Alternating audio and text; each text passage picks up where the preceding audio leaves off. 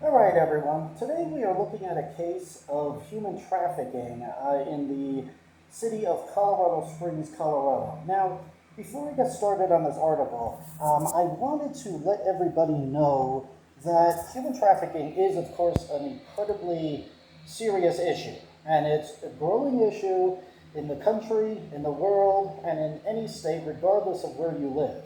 However, the unfortunate reality is that authorities and even the mainstream media nowadays seem not to be interested in reporting all the facts of human trafficking, whether it's a particular case or necessary facts that the public needs to know. It's really disappointing and disheartening and a bit unsettling when we're not getting all the information that we need in order to understand what to look for and how to go about as citizens combating this very critical problem in the world today. But that being said, I wanted to give a brief definition and understanding of what human trafficking is so that people understand a little bit more clearly what it is that they are dealing with and why this is such a critical issue to understand. Basically, what human trafficking is it's where there is force, fraud, or coercion used in order to lure somebody, an innocent victim, into the situation of operating under sexual or labor services. Okay, a formal and an official definition of human trafficking is that it involves the use of force, fraud, or coercion to obtain some kind of labor or commercial sex act. In some cases, traffickers trick, defraud, or physically force their victims into selling sex. Okay? Now, there is a human trafficking hotline, which everybody should know. It's the National Human Trafficking Hotline, and that number is 888 373 7888. Again, that's 888 373 7888.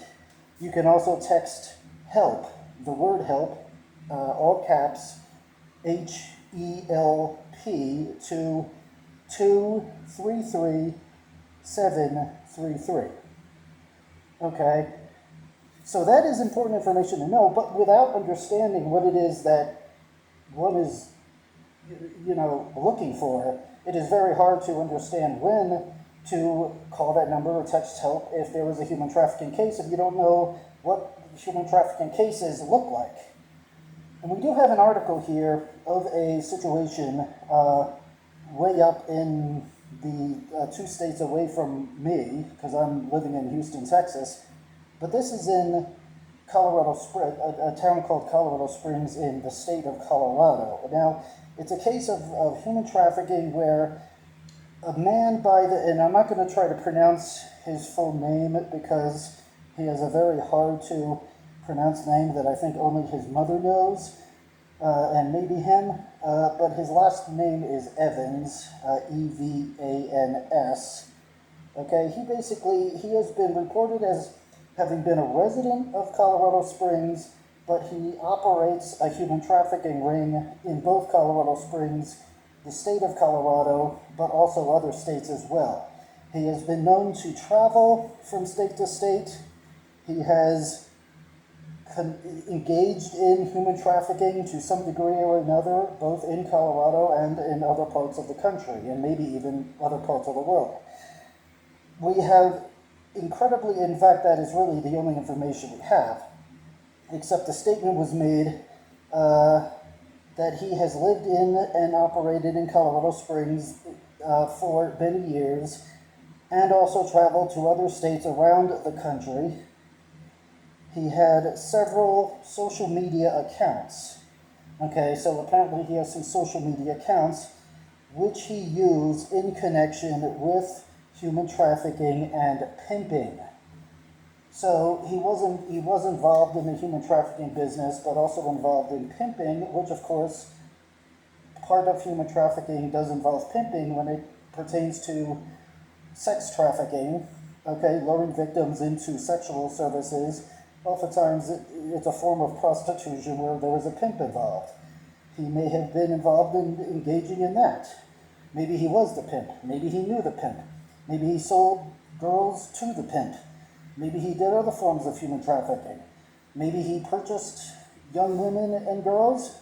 Maybe he was engaged in working them himself. Maybe he simply gave information as to the whereabouts of young women and girls to the pimps and other people in the human trafficking rings that would buy them from him. Maybe he exchanged the money. Maybe he simply oversaw the money. Maybe he was the one making the purchases. Maybe he was the one making the sales. Who knows? The point is, we don't have any knowledge of anything pertaining to this case because we were not given any information.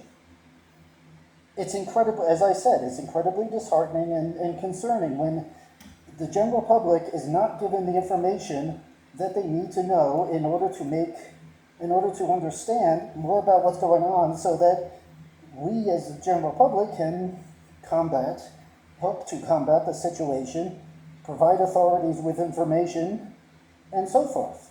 If we don't know what it is that is going on, or what to look for, or what is happening when it's happening, then how are we expected to be involved in battling this very serious problem if we're not given any of the facts? Does anybody have the facts? Do even the authorities have the facts? I don't know. Nobody knows. Who would know? We're not given any information. So it is a bit of an issue. Anyway, that was all that I had. Of course, if you have any information and you simply need a contact or a link to people that can help, feel free to reach out to me or call that hotline. And hopefully together we can combat and eliminate this very troublesome problem of human trafficking. That's about all. Peace out.